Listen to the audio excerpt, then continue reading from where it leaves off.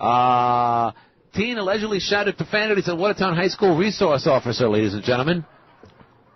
From Olive Street, charged by Watertown Police at 8:50. This happened just 2 days ago, right at the school.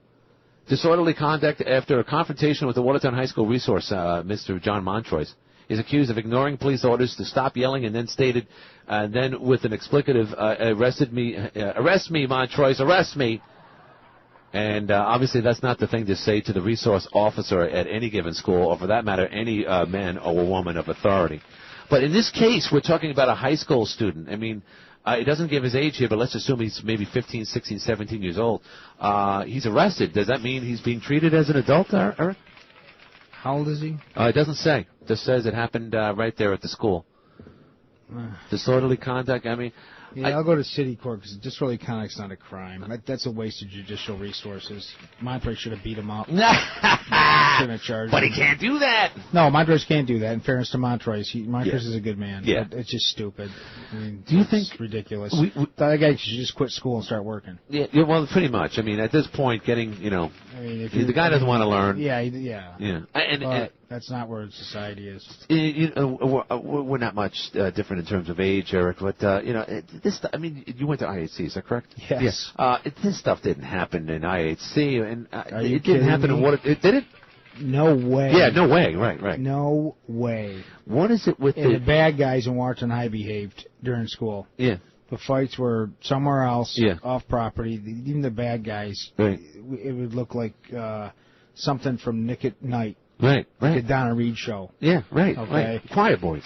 And no way. Well, there's a guy, Mark Strife, he's 2 years older than me. Yeah, I know Mark from JCC. Yeah, JCC coach, right? Good guy, yeah. Right, well, he's got red hair, I have red hair. Right. You almost look like you'd be relatives. Yeah, sure. Well, Sister Bernadette walked up to me in history class and smacked me in the head. Yeah. And started yelling at me and calling me Mark Strife. Yeah.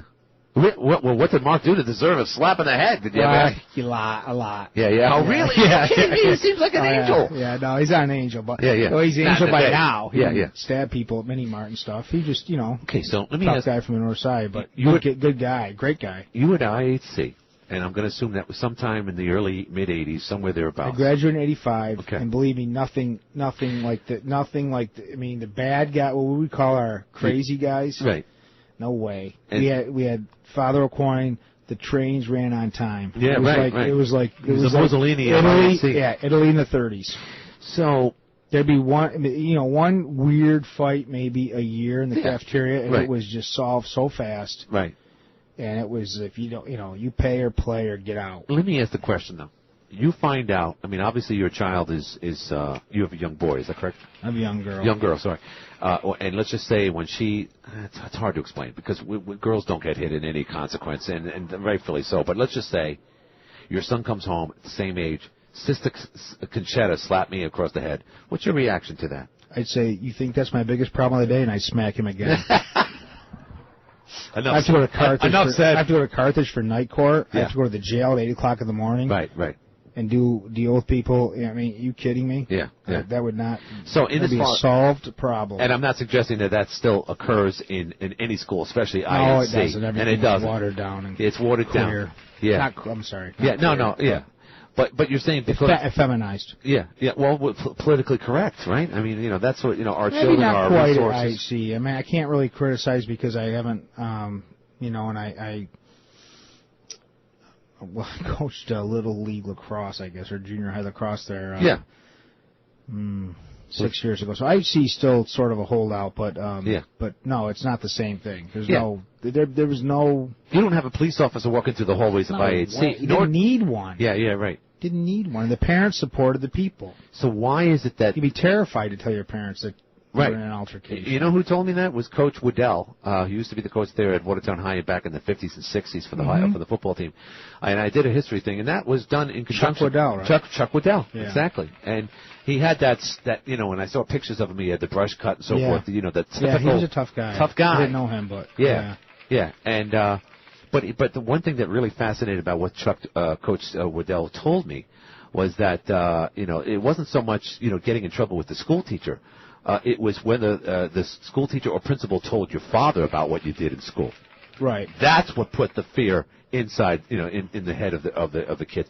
But obviously times have changed, and we can blame a lot of things in society. Some might say the expansion of Fort Drum, big city problems in a small city like this, single moms, and too much attention given to those children at an early age because they don't have the type of background we have. But we pay the price when they have to deal with authority in the school systems. Well, yeah, you can't blame Fort Drum Yeah. on the societal change. Okay.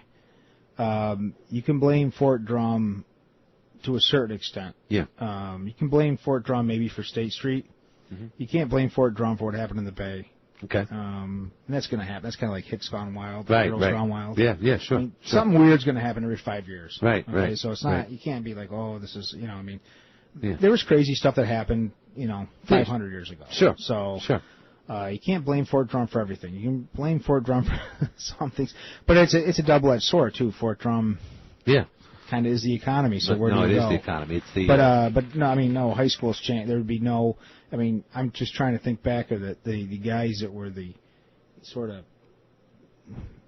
bad dudes of Watertown High. Right. They'd never mess with a guy like Montroy's, a cop. They'd never mess with Jack Waddell. Right. That stuff happened maybe across the street at the Stewarts. Right. Somebody got a bloody nose and a black eye. Or at the old, the dance halls. Yeah, sure. Yeah, right. Because I heard the stories of the old armory there on Arsenal Street. Yeah. But what was the place? They had a bowling alley. Yeah.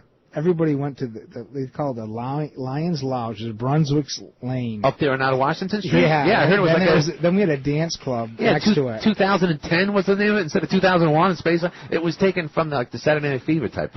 Right. And that's where the brawls happened. But brawls in those days, there's no knives or guns or anything. There's no metal detectors to get into school. Way. By the way, is there a metal detector to get into Watertown High? Or for that matter, are other large schools like Indian River? I have no idea. I know every public school, I believe, Yeah. has a resource officer, which is a state trooper, which is pathetic. That's so sad. Yeah, and we have a city officer in ours, right? That's sad. Yeah. I mean, it's not. I don't mean it's sad. Like it's a sad testament that the police don't do a nice, fine job. Right. I mean, it's sad that has to happen. Right. I mean, no, I totally agree. Yeah. Hi, you're in the air. Can I help you? Fine. Yes. Oh, we got East Main again. By the way, East Main, you're the only one listening today. 755-1240 is the number. Go ahead, East Main. You and Eric brought that up when you first started having the legal hour on Wednesday about the parenting. Yeah. The whole show is about parenting, but you mentioned about as far as IHC. Well, Eric did as far as the parents, the government. If a kid, 15, 14, yeah, and they get in trouble, and they tell the parent tells the kid to be home at 10 o'clock or 9 o'clock. Right. And they come home late. Right. Or smoking pot. Right. You talk to me. Smoking grass. If the parents discipline them. Yeah. Then they can rest. Say the father takes the belt to him, or no, he can't do that. That's old school. They can't do that. No, you can't do that anymore. Right. Right, because they'll grow up and write a book about you. And mention something about wire hangers. And like Eric said. Yeah.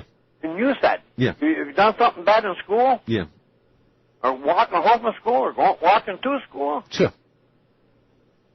You didn't want your parents to find out. No. I can remember growing up. Yeah. You didn't want your parents to find out if you got trouble in school. Right, because that was the most embarrassing aspect of that.